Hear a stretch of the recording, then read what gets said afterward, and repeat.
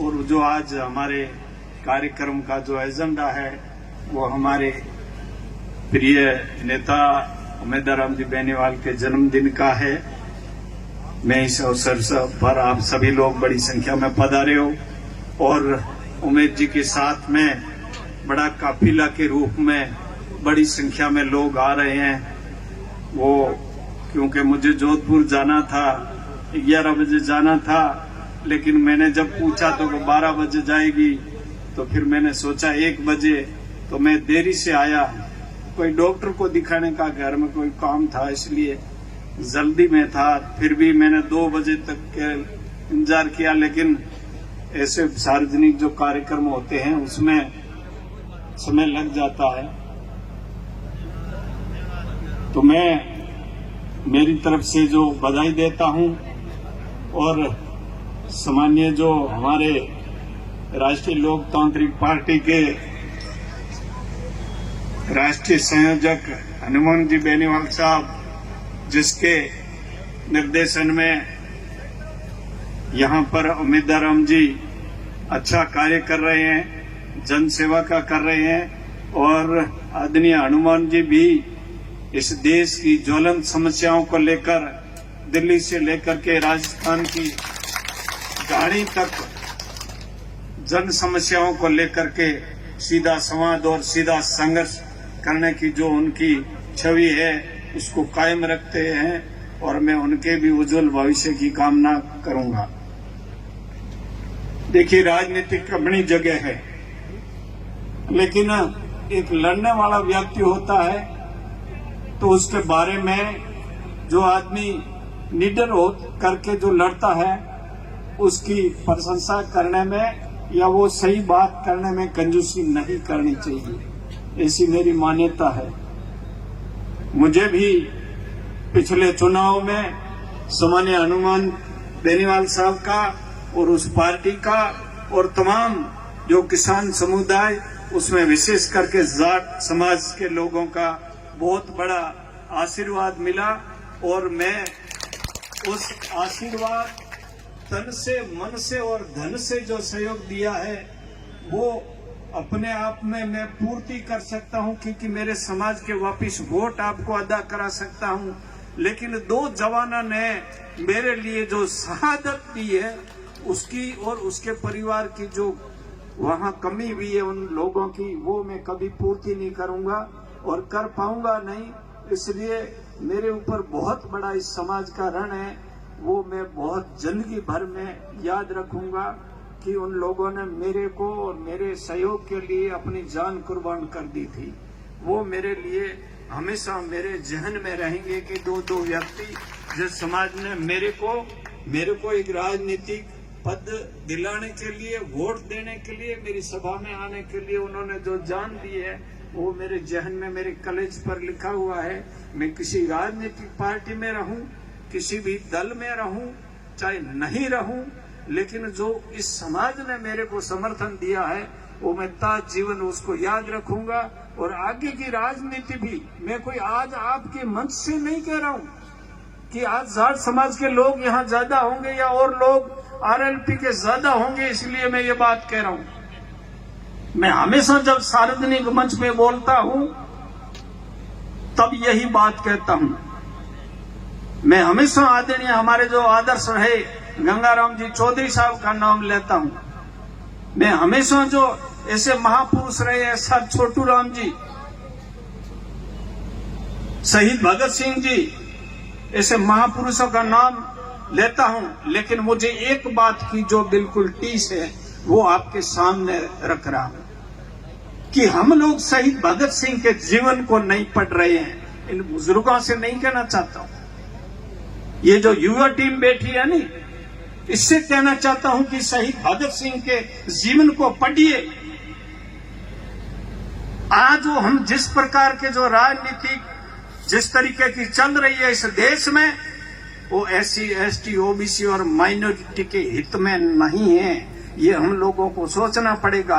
हम भले ही किसी का झंडा उठा करके चलते होंगे, हम जो सपना लेकर के चल रहे हैं कि किसान का बेटा मुख्यमंत्री बने,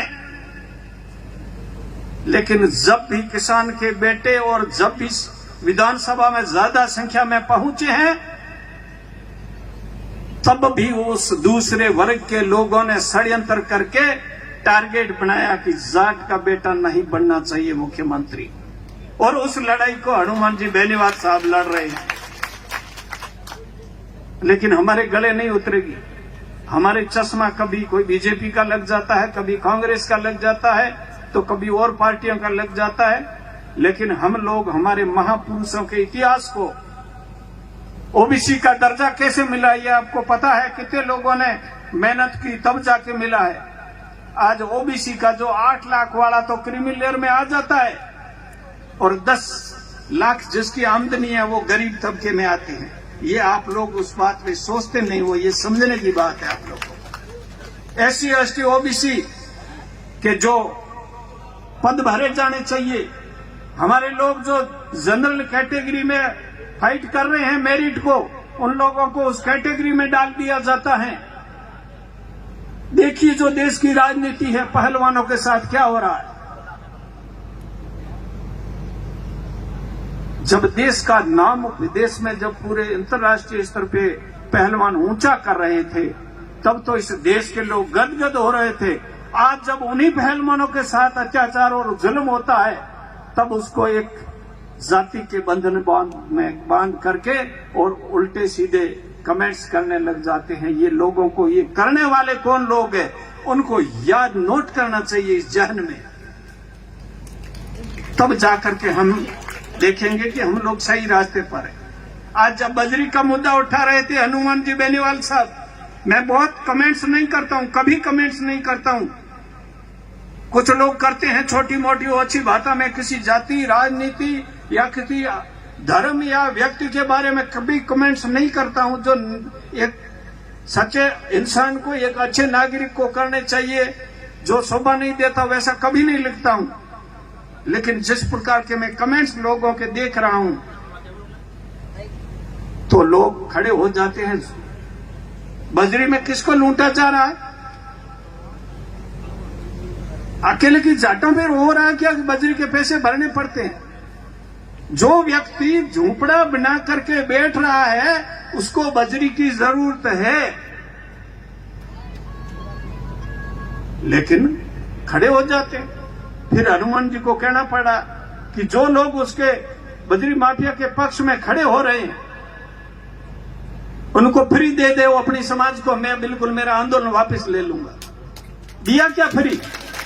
लेकिन नहीं, जाट का बेटा आवाज उठा रहा है, भले सही उठा रहा है, लेकिन जो वैचारिक विरोधी लोग हैं वो आपका विरोध करेंगे ही करेंगे।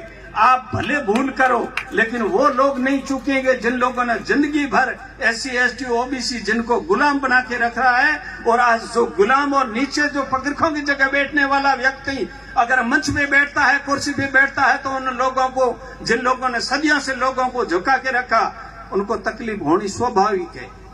आज जो मैं बोलता हूं, आप देख लेना कल कौन कौन लोग मेरे खिलाफ के कमेंट्स करेंगे, वो मुझे पता है।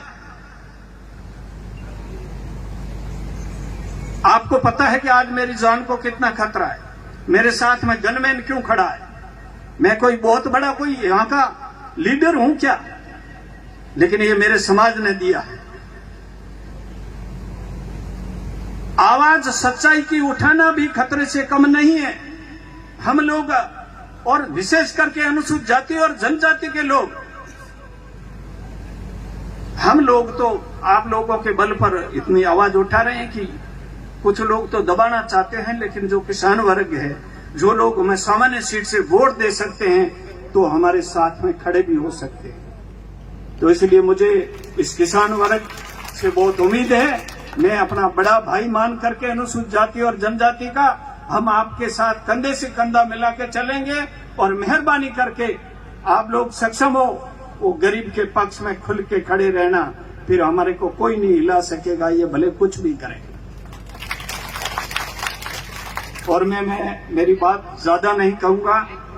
ये राजनीतिक मंच नहीं है, लेकिन राजनीति तो हमारे जहन में, राजनीतिक बात तो कही जाती है। आप कोई भी काम करो, उसके पीछे कोई न कोई तो राजनीति होती है और राजनीति करनी चाहिए। लेकिन मैं युवाओं को कहता हूं, सर छोटूराम जी ने कहा था, ए किसान मेरी दो बात मान, बोलना सीख और दुश्मन को पहचान।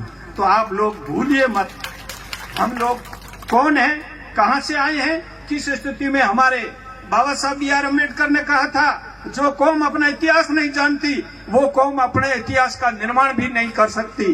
तो हमें अपना इतिहास समझना पड़ेगा, हम क्या हैं, हमारे बाप दादे क्या थे, हमारे जो पूर्वज है वो कितने धर्म में डूबे हुए थे या पढ़ने में। आज जग में एक बात आपको कह करके मेरी बात समाप्त करता हूं, हम मंदिर बनाते हैं, हम धार्मिक आस्था रखते हैं, अच्छी बात है, मैं उसका विरोध नहीं करना चाहता हूं। अगर स्वर्गीय रामदास जी ने अगर इस किसान छात्रावास की बजाय वहां एक मंदिर बना दिया होता तो तुम्हारे और हमारे बेटे क्या इंजीनियर, डॉक्टर, एसपी, कलेक्टर और सारे इन पदों पे जाते क्या। तो हम लोगों को सबसे पहले जो मंदिर बड़ा है, बाबा साहब ने कहा था कि इस देश की जो सामान्य लोग हैं वो मंदिरों की घंटी बजाने की जगह स्कूल की घंटी बजाने लग जाएंगे तो इस भारत को राष्ट्रीय शक्ति और अंतर्राष्ट्रीय स्तर पर आगे बढ़ने से कोई रोक नहीं सकता। मैं मेरी बात को विराम देता हूं। आप लोगों ने मुझे जो सम्मान दिया उसके लिए मैं आपका दिल से आभारी हूं। मंच पर किसी का मैं नाम नहीं ले पाया, सामान्य महंत जी पधारे हैं, उनके चरणों में वंदन। लेकिन मैं जो मेरी बात हमेशा कहता हूं वो मैंने कह दी है, आगे साथ में रहेंगे, आगे बढ़ेंगे, किस पार्टी में रहेंगे, लेकिन सब लोग SC, ST, OBC और माइनॉरिटी एक बैनर तले रह करके इस भारत के संविधान को बचाएंगे। जो भारत के संविधान अगर नहीं रहेगा तो हमारी ये आजादी भी नहीं रहेगी। धन्यवाद। जय भीम।